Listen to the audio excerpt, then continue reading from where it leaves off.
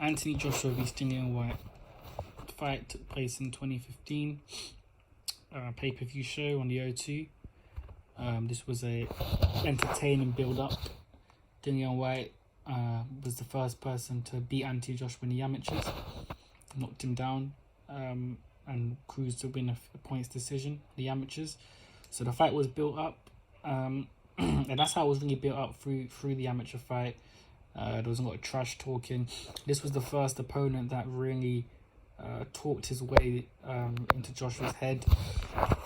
He called Joshua fake, and really made Joshua have to bring out different character inside him. He was someone who had to, Joshua to this point wasn't really engaging in the trash talking, but this was a fight he did, and it was an entertaining fight. British was for the British title, and Whyte, former kickboxer, was a decent kickboxer, and the fight kind of played out. When I first watched the fight, it played out.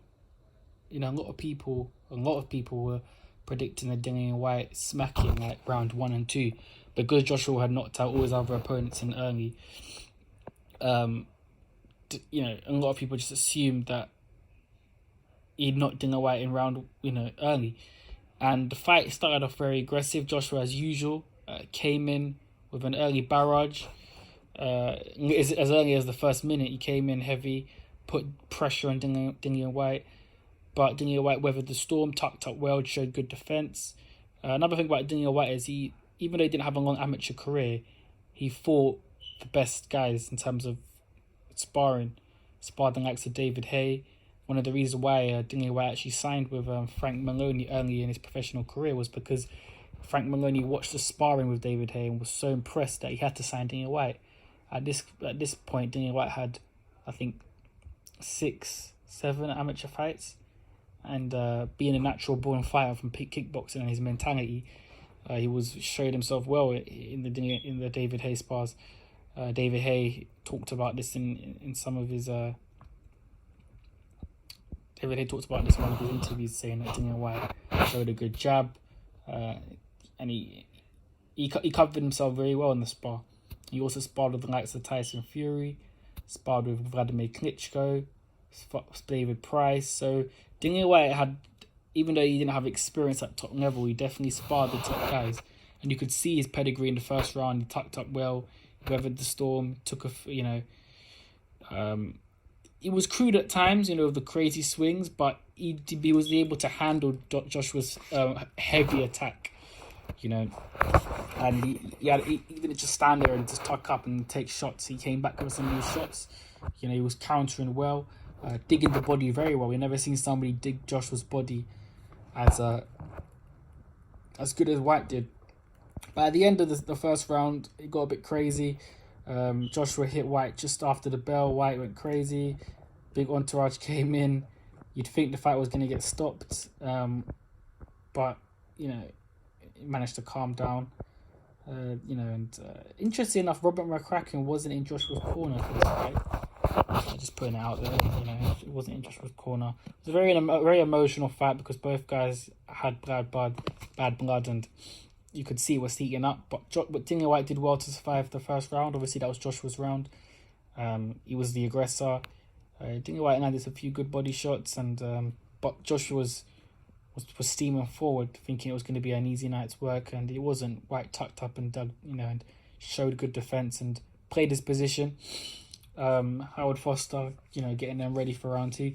Round 2 was a bit more measured. Joshua came out with a jab. Now Joshua usually comes out of like a jab/hook. So you jab and then he'll kind of jab off the hook, jab and then hook from the jab. Whyte, it seemed that Whyte had the longer arms, especially watching it, because Whyte seemed to be able to stand in distance and touch Joshua. Even though his jab wasn't like pushing his head back, he was touching Joshua, and Joshua was falling short of his jab. So Dillian Whyte looked to have longer arms, but his speed was definitely on Joshua's side because he was countering quite well and being able to land. I didn't think Joshua anticipated the fight going into the second round. but both of them showed good jabs. Dillian Whyte, kind of looking for shots. He's the kind of fighter that kind of like waits and he'll counter. Joshua looking for power shots, digging in, ripping big uppercuts, big right hooks to the head.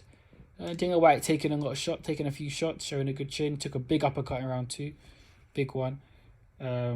But again, Joshua coming forward so relentlessly and throwing big shots and loading up, left himself open and not respecting Dillian Whyte.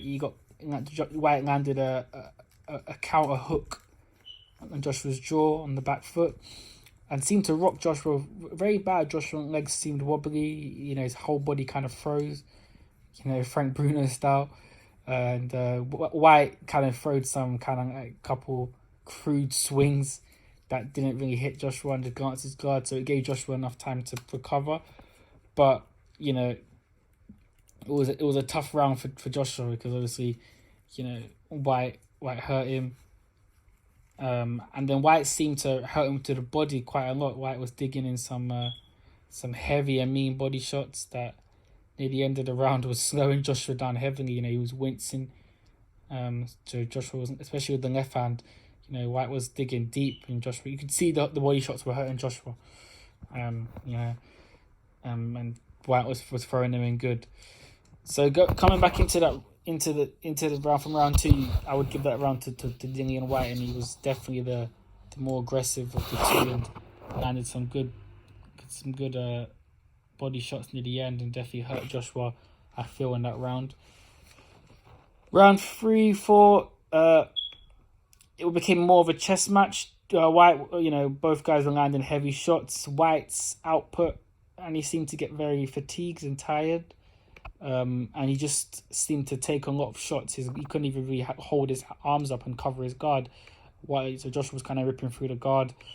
Whyte was throwing shots, but Joshua was the more conditioned and hurting. Whyte was taking a lot of shots, showed a good chin, but ultimately Joshua was landing big shots and rocking Whyte, and you could see at times Whyte's legs were doing the Bambi dance at times. But, Whyte was showing a good chin. He was sucking up all the shots. He kept coming forward. But you could see there was not much power in Whyte's shots going into the 5th and 6th, 7th round because he was so tired. He wasn't in the best condition.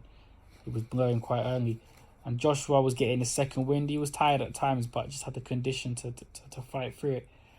And eventually, it came from a right hand to... Joshua measured up a right hand and it hit Whyte right on the temple.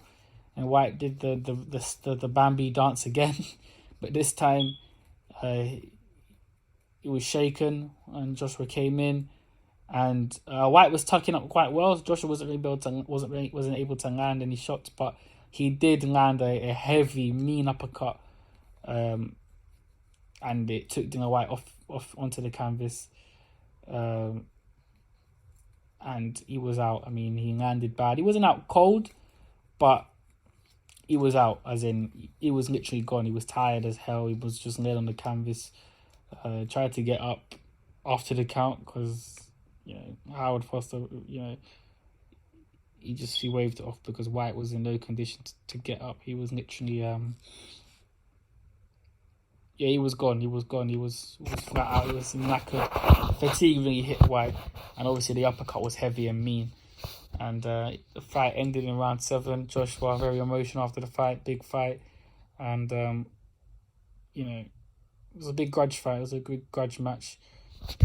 Big grudge match, but he finally got into it, and it was a great fight to watch. It was a great fight. Whyte showed heart. They both showed heart. It was the first fight that Anthony Joshua got hurt in. The first fight he showed vulnerabilities, got rocked. Considering Dillian Whyte was on the back foot as well, and he still managed to hurt Joshua with the left hook. But Joshua, to his credit, recovered well, weathered the storm, and beat Whyte for the British title. And I think it was for the Commonwealth as well. But this fight pushed Dillian Whyte's profile, showed heart, signed with Matchroom shortly after, and this is Dillian Whyte's only loss in his career. you know. So after this fight, he's been on a winning streak, and Joshua learned a lot from this fight. He said that when he thinks about this fight, he feels like he underperformed. He can let his emotions get the better of him, and he needs to, you know, be more tightened up. And after this fight, he won his first world title against Charles Martin and showed a lot of discipline. And going forward, up until, you know, I'd say maybe Povetkin fight, dominated his opponents, to be fair. Beat his opponents. So, yeah. Let me know what you guys think about this fight. I'm going to do more post-fight, you know, videos of old fights. But yeah, Dillian Whyte versus Anthony Joshua.